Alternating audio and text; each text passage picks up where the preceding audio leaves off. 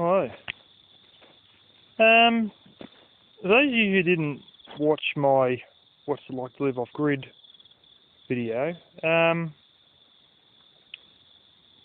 a bit of advice for those who are setting up. And there's some people who have a tendency to go and build things well above what they need. I could use this, but I want to have something that's just huge. And while I'm not a greenie and really don't intend to be or follow all that dribble at times that I hear, and you may sort of think to yourself, I want a big system because, they're not going to do everything. Keep in mind that when you live off-grid, it's your chance to live very cheaply. And it's also your chance to blow a lot of money that you didn't need to blow. And I don't just mean on equipment, I mean on ongoing costs. What I'm sort of talking about is some people and my uncle was this person, one of these people. Some people set things up when they're off-grid, but they sort of go a bit overkill.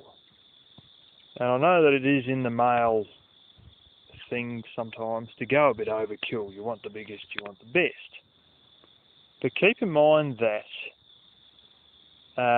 you can do things like what my uncle done.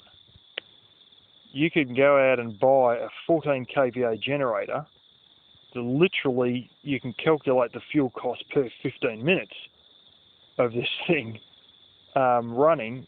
And, you had a 14 kVA generator. Now, 1 kVA equals 800 watts, so that's what I'm told by a generator manufacturer.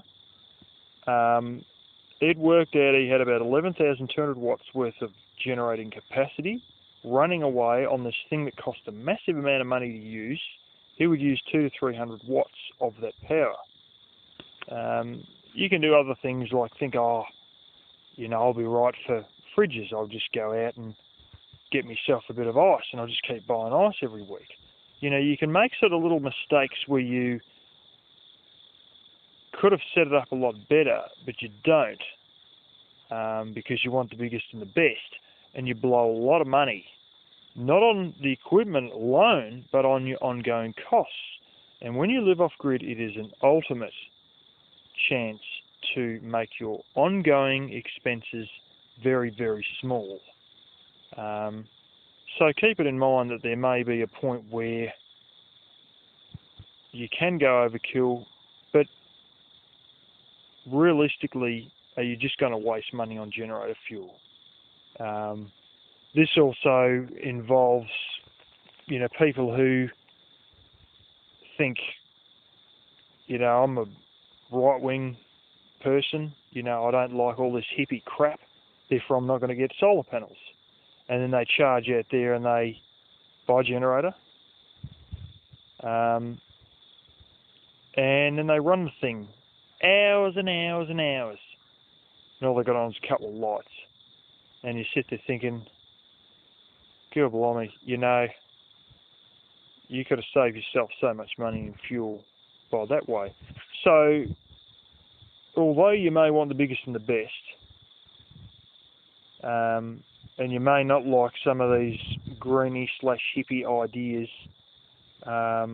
or you may turn away from solar because it's just some, thing that you associate in your mind with hippies.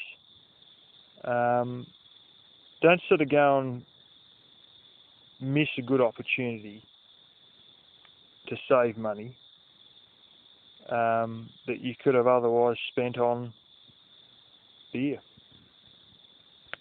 There you go.